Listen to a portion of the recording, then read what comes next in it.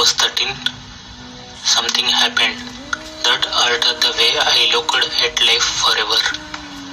There was a girl in my class named Sucharita.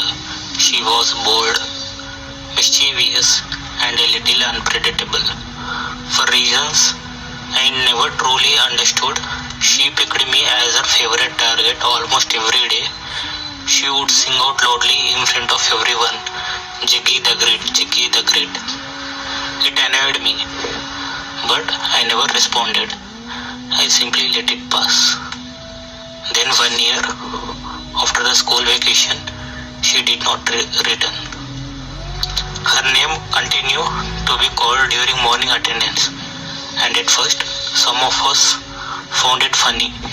A few boys would whisper or jokingly squeeze out, present in a mock female voice pretending to answer for her.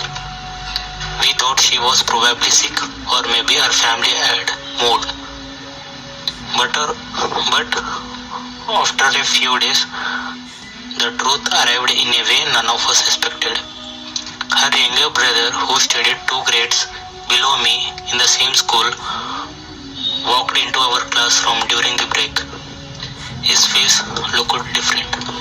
Serious, pale, almost too quiet for a child. One of my classmates casually asked him where Sucharita was and when she would return.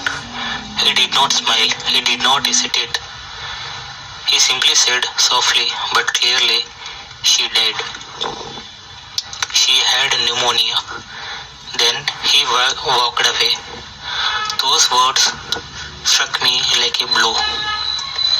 It was not fear, nor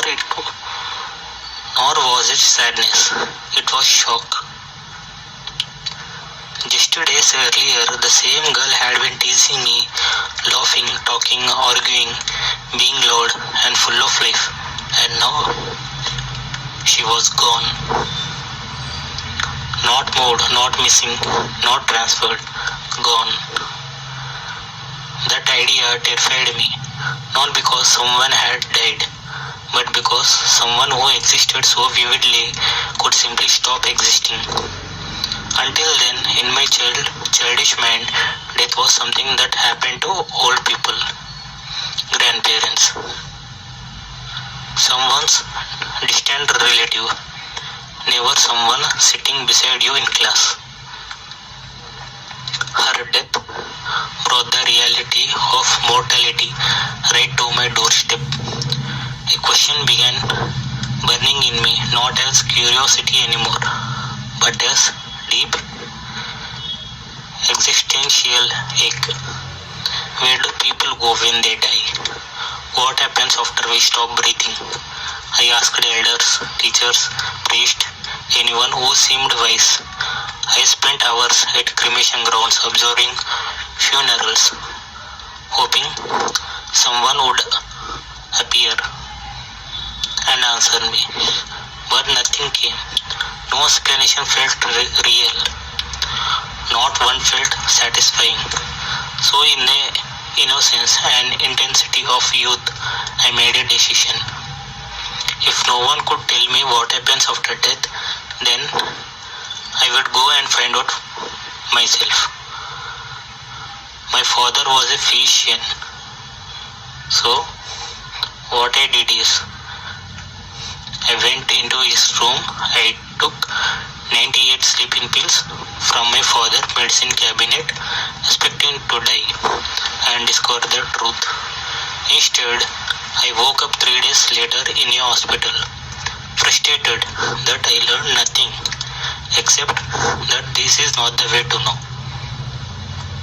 Years later, while sitting on a rock at Chamundi Hills, I had a powerful experience. Suddenly, what I thought was me dissolved into everything around. There was no boundary between me and the world. Everything was one. It felt blissful and eternal. Through this, I realized that death does not really exist. Only life endlessly transforming from one form to another. People does not die. they just move beyond our perception.